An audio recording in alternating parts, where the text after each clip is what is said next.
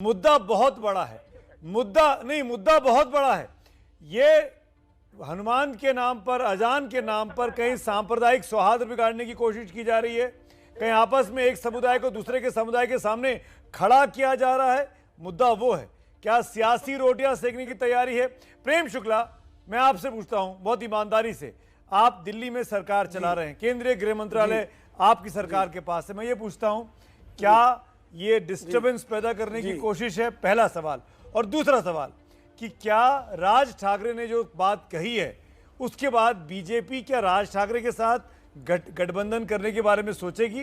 BMC के चुनाव आ रहे हैं। प्रेम शुक्ला, देखिए चुनाव का गठबंधन अलग बात है, उसका निर्णय भारतीय जनता पार्टी का पार्लियामेंट्री बोर्ड लेगा, उसमें भारतीय जनता पार्टी के प्रवक्ता का निर्णय लागू नहीं होता। एक बात।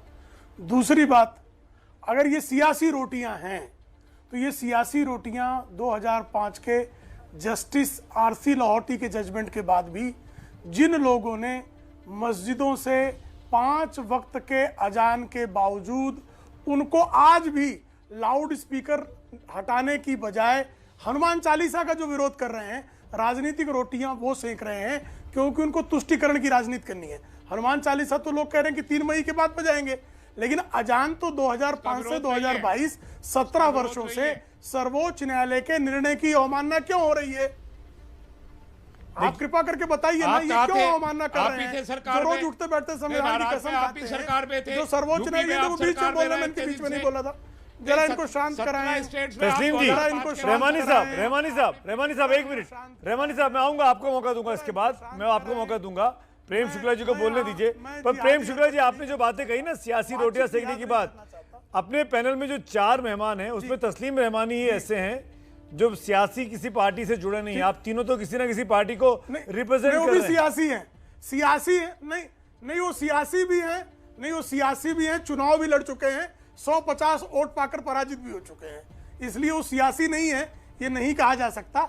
अब उनको कोई पार्टी में नहीं उनको सदस्यता मिल रही होगी, ये उनकी समस्या है, लेकिन वो सियासी हैं, वो लंबे समय तक एक पार्टी से जुड़े रहे हैं, चुनाव भी लड़े हैं, 150 वोट पाकर बुरी तरह हारे भी हैं, इसलिए वो सियासी नहीं है, ये कहना गलत है। तो अब तस्लीम रहमानी अपनी बात का जवाब दीजिए। आप जो प्रेम शुक्ला कह रहे थे कि अभी भी अजानों से, मस्जिदों से अजान होती है, वायलेशन होता है।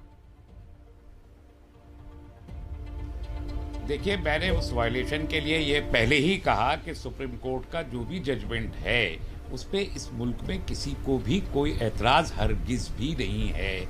मैं अपनी तरफ से और कम्युनिटी की तरफ से बड़ी जिम्मेदारी के साथ जो वहाँ आवाज हमको जो भाई साहब जो अजान दे रहे हैं कोई एतराज नहीं है, वो क्या कर रहे हैं? वो वायलेशन कर रहे हैं कि नहीं कर रहे हैं?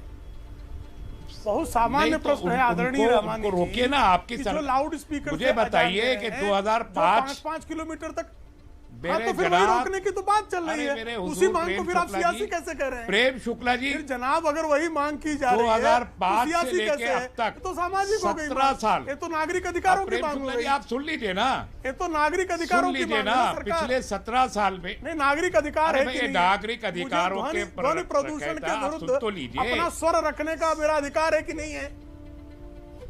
मुझे कोई अगर मेरे अभी तो ना फैलाइए ध्वनि प्रदूषण कर रहा हो, अरे सुन तो लीजिए, प्रतिरोध करने का मेरा संवैधानिक अधिकार है। इनसे कहिए, इनसे प्रेम शुक्ला जी एक कमेंट सुन लेते हैं जो वो बोल रहे हैं। पहले सुनना। तस्लीम जी कंप्लीट करिए, 20 सेकंड।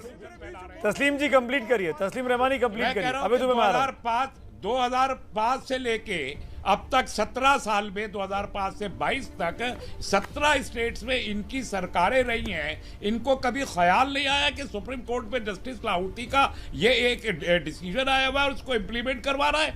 बीएमसी के इलेक्शन में जीतने के लाले पड़े हुए हैं, तो एक ऐसी फोर्स को जो फटा हुआ पटाखा है उसको हवा भर रहे हैं आप अजान के नाम।